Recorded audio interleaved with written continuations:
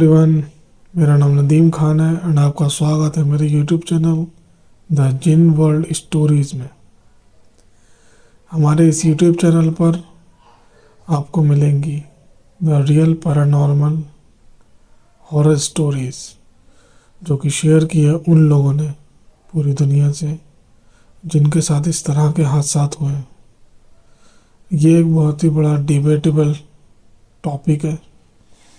कुछ लोग मानते हैं कि ऐसी किसी भी तरह की पैरानॉर्मल एक्टिविटीज़ नहीं होती हैं, ना ऐसी कोई एंटिटीज़ होती हैं, एंड वो साफ मना कर देते हैं इन चीज़ों का।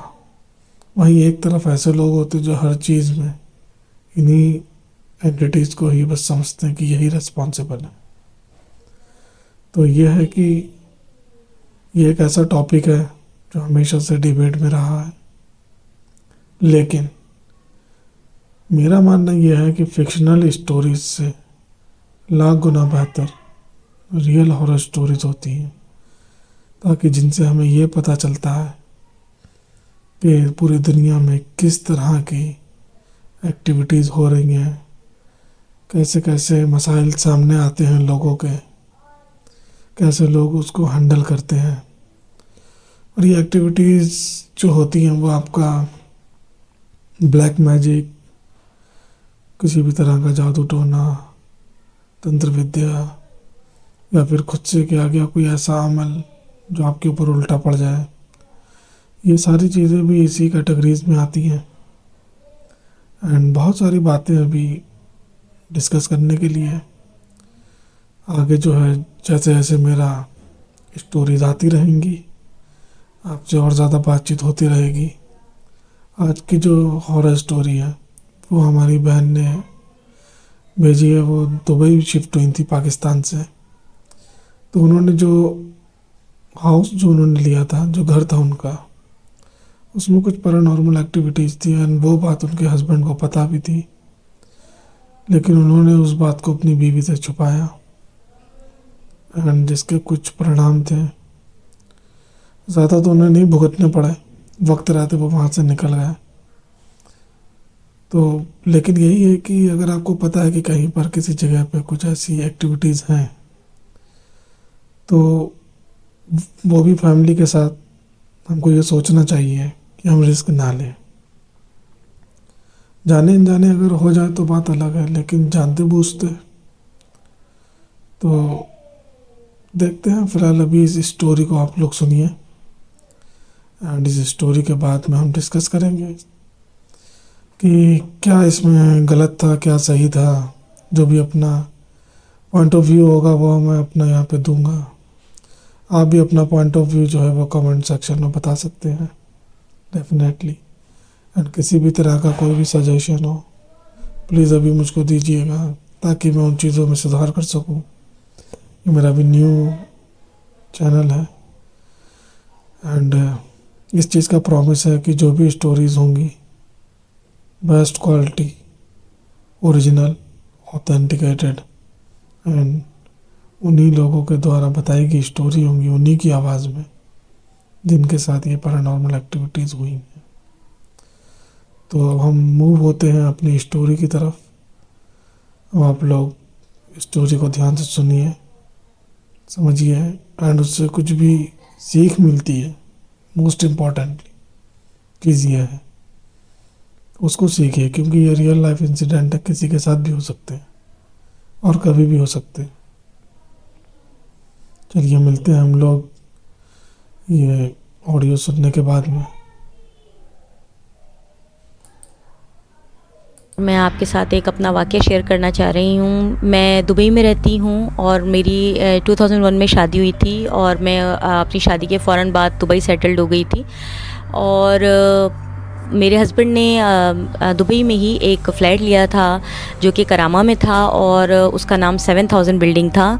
और एक्चुअली उसकी हिस्ट्री ये है कि वो जो है गवर्नमेंट फ्लैट थे और गवर्नमेंट ने वो 7000 दिरहम्स में मतलब शायद रेंट आउट किया था लोगों को वहाँ के। लेकिन वहाँ के जो लोकल्स थे उन्होंने वो ख़रीद के और फिर ये कि ख़ुद से रेंट पे देना शुरू किया था लोगों को। तो जो हमें जो जिस बंदे ने दिया था वो ख़ुद बंगाली फैमिली से था। वो एक्चुअली फ्लैट जो थे वो 2 बेडरूम हॉल थे, लेकिन हमें एक रूम मिला था, 1 बेड हॉल मिला था। एक रूम में उसने अपना सामान बंद करके रखा था। मैं जो है एक ही रूम यूज़ करती थी। मेरा हॉल जो है वो खाली रहता था, उसमें सिर्फ एक कारपेट बिछा हुआ था और एक जो एक्स्ट्रा कारपेट जो बच गया था वो रोल होके पड़ा हुआ था। बाकी मैं एक वॉशरूम, एक किचन और एक मेरा रूम था। उस रूम में मेरा अपना सामान रहता था, फर्नीचर था, और मैं सिर्फ वही रूम यूज़ करती थी। और उसके साथ एक बैल्कनी थी जो कि बाहर रोड पे खुलती थी। मैं 7th फ्लोर पे रहती थी। और आपको पता है कि शादी करके फ़ौरन आई थी। एक वहाँ का माहौल बहुत ज़्यादा शोर शराबा हंगामा कराची में, और एकदम से जब मैं दुबई मूव हुई तो यहाँ का जो सुकून और यहाँ जो इतना साइलेंट टाइप का जो माहौल था वो मुझे यहाँ बहुत स्केरी लगता था और मैं सो नहीं पाती थी। तो शुरू में जब मैं आई थी तो कुछ करने को भी यहाँ नहीं होता था, तो मैं कोशिश करती थी कि अपने हस्बैंड के जाने के बाद मैं थोड़ी देर सो जाऊँ। और मैं यूजली क्या करती थी कि मैं टीवी पे कोई इस्लामी चैनल लगा लेती थी। उस वक्त चैनल्स भी इतने ज़्यादा नहीं थे। कोई जो है सऊदी चैनल लगा के और उस पर मैं लगा के आहिस्ता आवाज़ में, और मैं सो जाती थी। मुझे याद है अच्छी तरह से जो मैंने देखा मेरी शादी के तकरीबन समझ लें 18-19 दिन के बाद, मैं जब रह रही थी यहाँ पर, उसके बाद का वाक़या है कि एक दिन मैं सुबह सो रही थी और आई थिंक एक आध घंटा मुझे सोए हुए हो गया था। मेरे हस्बैंड 7:30 घर से निकल जाते हैं और मैं सो रही थी, और मेरा जो रुख है, मैं करवट लेके सो रही थी और मेरा रुख जो है वो हॉल की तरफ था। यानी मुझे अपने रूम से, अपने रूम के दरवाजे से अपना हॉल नज़र आता था। मैं ऐसे सो रही थी और मैंने जो देखा, और मेरा रूम में जो है वो टीवी भी ऑन था। मैंने देखा कि एक चीज़, एक हेवला है, एक समझ लें एक चीज़ है ऊंची सी, जो कि जो है समझ लें फ्लोर से थोड़ा ऊंची हुई है, और वो वहाँ से निकली है, और वो शेडो टाइप का है, एक शेडो है, और वो एक निकला है और वो हॉल से होकर और मेरे रूम में अंदर आया है। और वो पहले तो वो बहुत स्लो था, उसका चलते चलते जब वो मेरे रूम के दरवाजे तक आया है, उसके बाद उसकी जो है ना रफ्तार में थोड़ी सी तेज़ी आई, और वो एकदम से तेज़ी से होते जो है ना, और मैं देख रही हूँ कि वो होते चलते हुए समझ लें वो घूमते हुए मेरे बैक साइड पे आ गया, लाइक मेरे बैक पे आ गया। सामने से मैं देख रही हूँ और वो मेरे बैक पे आ गया, और वो ऐसा था कि समझ लें कि कोई शेडो है जो बहुत ब्लैक टाइप का है, बट उसमें जो है कोई चीज़ जो है ना वो लाइटनिंग टाइप की हो रही है, लाइक उसमें कोई चीज़ जल रही है और बुझ रही है। बाकायदा ऐसा फील होता है जैसे उसमें कोई चीज़ जल रही है और बुझ रही है, और वो ऐसा हो रहा था। मतलब कम्प्लीटली वो जो है एक ब्लैक टाइप का शेडो नहीं फील हो रहा था। वो जब वो मेरे बैक साइड पे आने की जब तक मेरे तक पहुंचे, वो बहुत ज़्यादा उसकी रफ्तार तेज़ हो गई।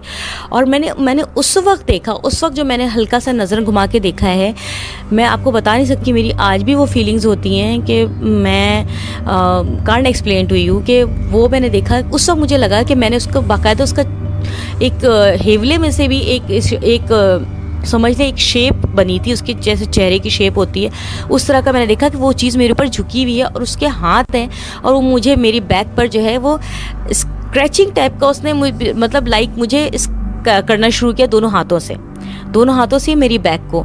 और वो इतना ज़्यादा झुका हुआ था कि मुझे फील हो रहा था कोई डार्क सी चीज़ मेरे ऊपर झुकी हुई है, और वो उसने मेरे बैक को मेरे जो है इस तरह से जो है ना वो स्क्रैप टाइप करना शुरू किया है। और मैं कह रही हूँ कि मैं उठ रही हूँ, मैं बोलने की कोशिश कर रही हूँ और मैं उठने की कोशिश कर रही हूँ, बट मैं बिल्कुल हेल्पलेस हुई हूँ। और मुझे बहुत टाइम लगा, जब मैंने बहुत ताकत लगा के मैं घूमी हूँ तो वो चीज़ वो गायब हो चुकी थी।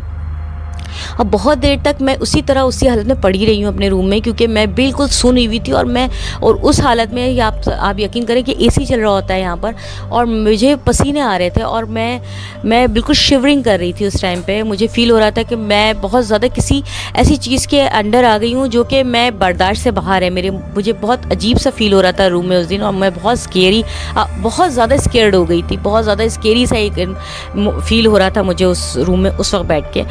और मैंने फ़ौरन फिर अपने हस्बैंड को फ़ोन मिलाया, और मैं उस वक्त बिल्कुल मेरा दिमाग कोई काम नहीं कर रहा था, मैं इस कदर डरी हुई थी जो मैं आपको बता नहीं सकती हूँ।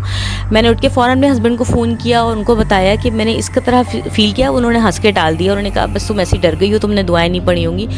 और मैं भी थोड़ा सा वो हो गई, मैंने कहा हो सकता है कि मैं डर गई हूँ, क्योंकि एक चीज़ होती है स्लीप पैरालाइज, हो सकता है मुझे वो चीज़ फ़ील हुई। लेकिन मैंने अपने हस्बैंड को भी यही कहा कि मैं सब चीज़ें देख रही हूँ, मैं टाइम देख रही हूँ, 9:15 बज रहे हैं, मैं अपना अपना रूम देख रही हूँ, हर चीज़ अपनी जगह पे। जब आप सो रहे होते हैं और आप स्लीप पैरालाइज होता है तो आप हर चीज़ अपनी जगह पे नहीं देखते हैं। मैंने वो सब चीज़ें अपनी जगह पे देखी हैं। मेरी बैल्कनी का दरवाज़ा खुला हुआ था, मैं बाकायदा देख रही हूँ, मैंने हॉल की तरफ मुँह किया हुआ है, मैं देख रही हूँ, हर चीज़ मुझे फील हो रही है, सब चीज़ अपनी जगह पे है। तो मेरे हस्बैंड ने उस वक्त इस चीज़ पे ध्यान नहीं दिया, लेकिन उस वाक़ये के बाद मैंने फिर ये किया कि मैंने बहुत ज़्यादा जो है वो वॉल्यूम जो है वो तेज़ करके मैं अपने एसी उसका टीवी का सोती थी, ताकि मेरे कानों में वो जो है ना आदत हो गई थी मुझे कि वो मैं आयतें और वो रुकैया चला के और इस तरह से सोती थी और कुरानी आयतें सुनती थी। इस तरह से मुझे आदत पड़ गई थी इस तरह, और काफ़ी साल तक मैं इसी तरह सोई हूँ।